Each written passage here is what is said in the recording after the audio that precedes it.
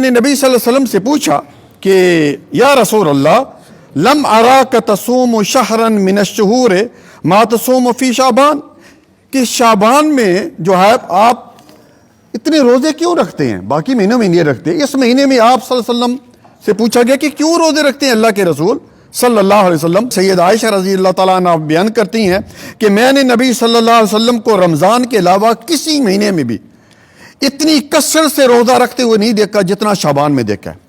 شب برات کی جو 15ویں یا 14ویں جو رات ہے اس کو حلوے، مانڈے اور مٹھائیاں تقسیم کرنا، اور بہت سارے لوگ نہا دھو کر اچھے اچھے کپڑے پہنتے ہیں، چراغاں کرتے ہیں، اسی طرح آتش بازی ہوتی ہے، پٹاخے چھڑائے جاتے ہیں۔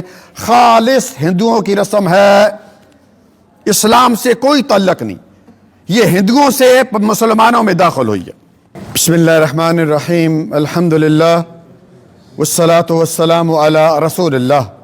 قال اللہ تعالی فی محکم تنزیل یا ایہا الذین آمنوا اتقوا اللہ ولتنظر نفس ما قدمت لغد واتقوا اللہ۔ سورۃ حشر کی پہلی آیت کہ اے ایمان والو اللہ تعالیٰ سے ڈرو، اور ہر شخص یہ دیکھ لے کہ اس نے کل کے لیے کیا تیاری کی۔ آج کے لیے نہیں کہا، کل کے لیے، آخرت کے لیے کیا تیاری کی ہے، کیا اعمال آگے بھیجیں۔ پیارے بھائیو، آج کی اس نشست کا جو موضوع سخن ہے وہ ہے شب برات کی حقیقت اور ماہ شعبان میں کرنے والے اعمال۔ بحیثیت مسلمان ہمیں پتہ ہونا چاہیے کہ یہ عربی مہینہ شروع ہوا ہے، اس میں ہم نے کیا کرنا ہے۔ بہت سارے کام کرنے والے ہوتے ہیں، ہم نہیں کرتے،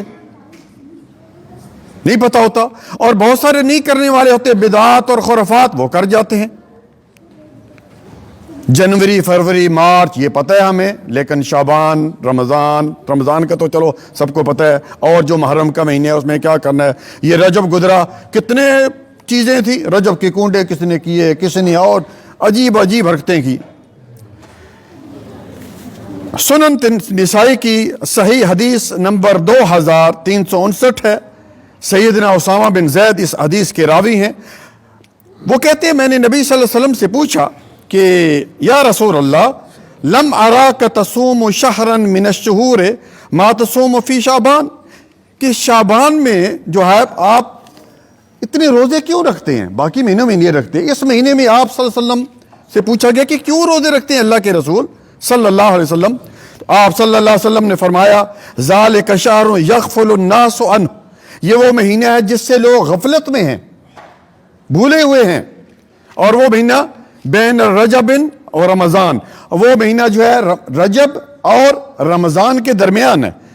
وَهُوَ شَهْرٌ تُرْفَعُ أَعْمَالُ إِلَىٰ رَبِّ الْعَالَمِينَ، اور یہ وہ مہینہ ہے جس میں اعمال اللہ تعالیٰ کے پاس پیش ہوتے ہیں۔ اللہ اکبر۔ اور آگے فرمایا کہ فَأُحِبُّ أَن يُرْفَعَ عَمَلِي وَأَنَا صَائِمٌ، اور میں یہ چاہتا ہوں کہ جب میرا عمل اللہ تعالیٰ کے پاس پیش ہو تو میں روزے سے ہوں۔ سبحان اللہ، یہ ہے اس مہینے میں روزہ رکھنے کی حکمت۔ اسی طرح آگے چلتے ہیں، دیکھیے آپ سال میں 3 اوقات ایسے ہیں جن میں اعمال اللہ تعالیٰ کے پاس پیش ہوتے ہیں۔ ایک تو یہ مہینہ میں نے آپ کو بتا دیا، دوسرا بخاری و مسلم میں سیدنا ابو ہریرہ رضی اللہ تعالیٰ عنہ اس حدیث کے راوی ہیں، کہتے ہیں نبی صلی اللہ علیہ وسلم نے فرمایا کہ ہر عصر میں اور فجر میں فرشتوں کا اجتماع ہوتا ہے، فرشتے جمع ہوتے ہیں، اور جو کچھ اعمال ہوتے ہیں وہ لے کے جو ہے وہ اللہ تعالیٰ کے پاس چلے جاتے ہیں۔ یہ ڈیلی بیسس پر ہے، ہر روز جو ہے عمل اللہ تعالیٰ کے پاس پیش ہوتا ہے، عصر میں اور فجر میں۔ اسی طرح صبحی ویکلی جو ہے وہ کب پیش ہوتا ہے؟ مسلم کی حدیث نمبر 2565 ہے، اور جامع ترمذی کی حدیث نمبر 747 ہے۔ رسول اللہ صلی اللہ علیہ وسلم نے فرمایا ترفع الاعمال الی رب العالمین کل یوم الخمیس و یوم الاثنین، یا یوم الاثنین والخمیس، کہ ہر پیر اور جمعرات کے روز اعمال جو ہے وہ اللہ تعالیٰ کے پاس فرشتے لے کے جاتے ہیں، اور آپ صلی اللہ علیہ وسلم کہہ رہے ہیں کہ میں چاہتا ہوں کہ جب میرا عمل پیش ہو تو میں روزے سے ہوں۔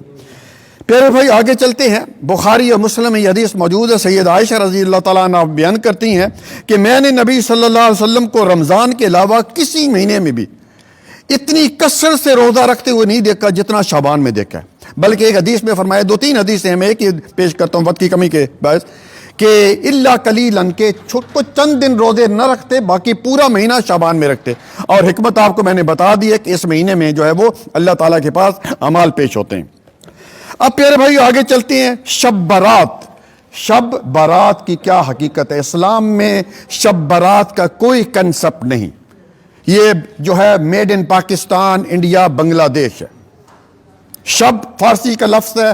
شب کے معنی ہے رات کے، اور برات کا معنی ہے بیزاری کے. نہیں کہتا آدمی یار میں تجھ سے بہت بیزار ہوں. یہ ہے اصل. اب آگے چلتے ہیں. شب برات کی جو 15ویں یا 14ویں جو رات ہے، اس کو حلوے، مانڈے اور مٹھائیاں تقسیم کرنا، اور بہت سارے لوگ نہا دھو کر اچھے اچھے کپڑے پہنتے ہیں، چراغاں کرتے ہیں، اسی طرح آتش بازی ہوتی ہے، پٹاخے چھڑائے جاتے ہیں. خالص ہندوؤں کی رسم ہے، اسلام سے کوئی تعلق نہیں. یہ ہندوؤں سے مسلمانوں میں داخل ہوئی ہے. آگے چلتے ہیں پیارے بھائی. اسلام کے دیکھیے جو تہوار ہیں نا، وہ 2 تہوار ہیں، اور وہ دن کو ہوتے ہیں، رات کو نہیں. عید الفطر دن کو منائی جاتی ہے کہ نہیں؟ صبح میں نماز پڑھتے ہیں کہ نہیں؟ اور عید الاضحیٰ کب پڑھتے ہیں؟ رات کو پڑھتے ہیں؟ صبح پڑھتے ہیں، قربانی کرتے ہیں. تو اسلام کے جو 2 تہوار ہیں وہ دن کو ہیں. یہ رات کو کون سا تہوار انہوں نے داخل کر دیا جو ہے رات کو اس طرح اٹھنا اور رات کو جناب علی قبرستان جانا؟ یاد رکھیں میرے بھائیو، یہ رات کا جو تہوار ہیں یہ خالص عیسائیوں کے ہیں. رات کو وہ جو ہے وہ جشن مناتے ہیں، ڈانس کرتے ہیں. اسی طرح ہندو جو ہیں وہ ان کی دیوالی ہوتی ہے، وہ بھی دن کو نہیں کرتے، رات کو کرتے ہیں. اور رات کو جو ہے آپ کو پتہ ہے کہ رات جو ہے بنائی گئی ہے کس لیے؟ یہاں سونے کے لیے بنائی گئی ہے اسلام میں، یا پھر کیا ہے عبادت کے لیے بنائی گئی ہے؟ تہجد پڑھو. اگلی بات، اس رات قبرستان جانا بڑی مشہور ایک حدیث ہے، ضعیف جداً ہے. نبی صلی اللہ علیہ وسلم رات کو اٹھے 12-1 بجے اور قبرستان چلے گئے. ان کے پیچھے اماں عائشہ، ان کو دیکھا کہ بستر پہ نہیں، آپ صلی اللہ علیہ وسلم کدھر گئے؟ وہ بھی ان کے پیچھے چلی گئی. آپ صلی اللہ علیہ وسلم نے بخشش کے لیے دعا مانگی، واپس آ گئے. بالکل صحیح حدیث نہیں ہے، ضعیف جداً حدیث ہے یہ. اور اگر اس کو مان لیتے ہیں کہ چلو صحیح حدیث ہے مثلا، تو پھر تو انسان کو جو ہے وہ رات کو جانا چاہیے نا. 12-1 بجے کوئی اٹھے اور سناٹا ہو بالکل، ہے کوئی لائٹنگ نہ ہو، اور وہ قبرستان جائے اور ان کو جو ہے میت کے لیے دعا کرے تو آ جائے. ٹھیک ہے، کوئی جائے گا ایسے؟ نہیں جائے گا. اس لیے یہ صحیح نہیں ہے. آگے چلتے ہیں میرے بھائیوں. اور یہ بات کسی صحابی سے ثابت نہیں ہے بھائی. اتنے صحابہ کرام، 1 لاکھ سے زیادہ صحابہ کرام، کسی صحابی سے ہمیں یہ چیز نہیں ملتی کہ 14 اور 15 کی شب کو، رات کو جو ہے وہ قبرستان گئے ہوں اور انہوں نے وہاں پہ کچھ جو ہیں وہ دعا کے لیے ہاتھ اٹھائے ہوں یا اس طرح. آگے چلوں گا بتانے سے پہلے. اسی طرح پیارے بھائیوں، خصوصاً پاک و ہند میں 14 کی رات کو جو ہے وہ خواتین اور مرد مل کر ٹولیوں کی شکل میں قبرستان جاتے ہیں. وہاں میلے اور ٹھیلے ہوتے ہیں، چراغاں، برگر ماشاءاللہ بن رہے ہیں، گول گپے کھائے جا رہے ہیں، قبروں پر پھول چڑھائے جا رہے ہیں. اے پیاری پیاری امت، کیا ہو گیا تم کو؟ کیا ہو گیا؟ قبرستان میں یہ چیزیں. سیاستہ کی تقریباً 5 کتب حدیث میں یہ حدیث موجود ہے. نبی صلی اللہ علیہ وسلم موجود ہیں، حوض کوثر پر موجود ہوں گے، اور لوگ آئیں گے، ان کے بازو اور ان کے چہرے جو ہے وہ چمک رہے ہوں گے. کس وجہ سے؟ وضو کی وجہ سے. بیچ میں پردہ حائل ہو جائے گا. آپ صلی اللہ علیہ وسلم کہیں گے آنے دو بھائی، یہ تو میرے امتی ہیں. آپ صلی اللہ علیہ وسلم کو بتایا جائے گا کہ ما احدث بعدک، کہ آپ نہیں جاتے، انہوں نے آپ کے جانے کے بعد جو ہے آپ کے دین کو تبدیل کر دیا. تو آپ صلی اللہ علیہ وسلم کیا کہیں؟ سحقن سحقن لمن غیر بعدی، ان کو میری نظروں سے دور کر دو، دفع کر دو، جنہوں نے میرے جانے کے بعد میرے دین کو تبدیل کر دیا. اسی طرح پیارے بھائیو، پتہ ہے ایسے لگتا ہے جیسے مردوں کی عید ہے. یقین کیجیے، آپ نے ادھر بھی دیکھا ہوگا، گلف میں کوئی ہوتا ہے اس طرح. آپ اگر پاکستان میں جائیں، اور میں جا رہا ہوں ابھی انشاءاللہ یہ اتوار والے دن، کوشش کروں گا دیکھنے کے کم، جانا فائدہ بھی نہیں ہے ادھر، کیا فضول ٹائم ضائع کرنے کی بات ہے.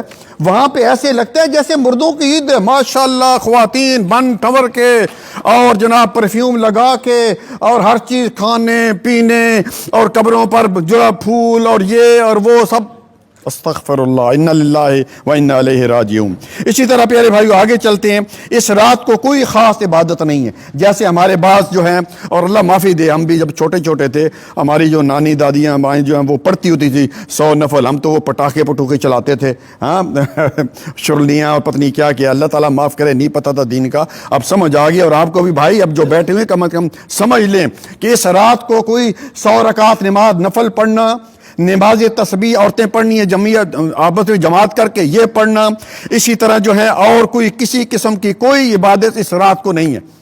اور جتنی بھی احادیث آتی ہیں وہ سب من گھڑت ہیں، گھڑنتو ہیں، اپنی پنجابی میں کہو نا، وہ سب گھڑنتو ہیں، کوئی ایک بھی صحیح نہیں ہے کہ اس رات کو آپ صلی اللہ علیہ وسلم نے 100 نفل پڑھے ہوں یا نماز تسبیح پڑھی ہو۔ اسی طرح پیارے بھائیو قرآن، آخری بات، قرآن کریم کہتے ہیں جی اس مہینے میں نازل ہوا، قرآن سے ہم پوچھتے ہیں کہ قرآن اس مہینے میں نازل ہوا، شہر رمضان الذی انزل فیہ القرآن، قرآن جو ہے کس میں مہینے میں نازل ہوا؟ رمضان میں۔ سورۃ بقرہ کی آیت نمبر 185 اور سورۃ قدر جو ہے انا انزلناہ فی لیلۃ القدر، کہ ہم نے اس کو لیلۃ القدر میں اتارا، تو لیلۃ القدر کب ہے؟ شعبان میں، رمضان میں۔ پیارے بھائیو خلاصہ حاصل یہ ہے کہ اس مہینے میں زیادہ سے زیادہ روزے رکھیں۔ ایک بات یہ، اور روزہ رکھنے کی میں نے بہت دفعہ پہلے آپ کو بتا چکا ہوں، بڑی فضیلت ہے۔ من صام یوما فی سبیل اللہ، جو ایک روزہ رکھتا ہے 70 سال، من صام یوما فی سبیل اللہ، اللہ تعالیٰ اس کو جہنم سے 70 سال کی مسافت کے برابر دور کر دیتے ہیں۔ دوسری حدیث قدسی جلدی بتا رہا ہوں، کل عمل ابن آدم لہ الا الصوم، کہ آدم کے بیٹے کا ہر عمل اس کے لیے سوائے روزے کے، ایک روزہ خاص میرے لیے اور اس کا اجر بھی میں دوں گا۔ تیسری حدیث تھوڑا سا اس میں ذوق پایا جاتا ہے، نبی صلی اللہ علیہ وسلم نے فرمایا من صام یوما فی سبیل اللہ جعل اللہ بینہ وبین النار خندقا کما بین السماء والارض، کہ جو روزہ ایک نفر روزہ رکھتا ہے اس کے اور جہنم کے درمیان ایک خندق کھود دی جاتی ہے، گڑھا کھود دیا جاتا ہے جس کی لمبائی جو ہے زمین اور آسمان کے برابر ہے۔ سورۃ احزاب کی آیت نمبر 35 میں اللہ تعالیٰ نے فرمایا والصائمین والصائمات، اور آگے کیا فرمایا؟ اعد اللہ لہم مغفرۃ واجرا عظیما، کہ روزہ رکھنے والے مرد اور عورتوں ان کے لیے اللہ تعالیٰ نے بہت بڑی مغفرت اور اجر تیار کیا ہوا ہے۔ پیارے بھائیو آخری بات یاد آ گئی کہ رمضان آنے سے پہلے اور حق پر ہونا چاہیے، یہ حدیث کو یاد رکھیں اور اس پر عمل کریں۔ کیا ہے؟ 2 چیزیں کر لیں ابھی سے، شعبان سے پہلے ہی کر لیں بلکہ، ٹھیک ہے؟ ورنہ کوئی عبادت قبول نہیں ہوگی، نہ روزہ، نہ نماز، نہ زکوٰۃ، کچھ بھی نہیں۔ اللہ تعالیٰ کہے گا میں اس کے اعمال دیکھنے نہیں چاہتا۔ اور یہ صحیح حدیث ہے، ابھی حدیث کا نمبر میں بھول گیا ہوں، حضرات جو ریکارڈ کریں ان سے گزارش کروں گا اس میں حدیث کا نمبر ڈال دیں۔ صحیح حدیث ہے، نبی صلی اللہ علیہ وسلم نے فرمایا کہ ہر پیر اور جمعرات کے دن اللہ تعالیٰ کے پاس اعمال پیش ہوتے ہیں اور اللہ تعالیٰ سب کی بخشش کر دیتے ہیں۔ سبحان اللہ، اللہ تعالیٰ سب کو بخش دیتا ہے سوائے 2 کے۔ دونوں میں سے ایک کون ہے؟ ایک وہ ہے جو شرک کرتا ہے، جو شرک کر لے اللہ تعالیٰ کے ساتھ شرک کر لے، ان اللہ لا یغفر ان یشرک بہ ویغفر ما دون ذلک لمن یشاء، اللہ تعالیٰ کہتا ہے میں شرک کرنے والے کو کبھی معاف نہیں کروں۔ تو اللہ تعالیٰ اس کا جو عمل ہے، کوئی بھی عمل اس نے کیا، کہتا ہے چھوڑ دو جب تک یہ شرک سے توبہ نہیں کرا۔ اور دوسرا وہ 2 بھائی آپس میں جو ناراض ہیں، اللہ تعالیٰ کہتا ہے کہ جب تک یہ آپس میں راضی نامہ نہیں کرتے میں ان کے بھی عمل نہیں دیکھنا۔ کیا فائدہ ہے بھائی؟ آج ہی ٹیلی فون کریں، امی جان، بہت سارے لوگ اپنی والدہ سے بھی ناراض ہیں، صحیح، والدے سے ناراض، بھائیوں سے ناراض، دوستوں سے ناراض، ابھی سے ٹیلی فون کرنے اگر آپ چاہتے ہیں کہ آپ کا عمل اللہ تعالیٰ کے یہاں قبول ہو۔ اللہ تعالیٰ سے دعا ہے اللہ تعالیٰ ہمیں جو ہے وہ رمضان تک پہنچائے اور اللہ تعالیٰ ہمیں عبادت کرنے کی توفیق عطا فرمائے۔ جزاکم اللہ خیرا، بارک اللہ فیک۔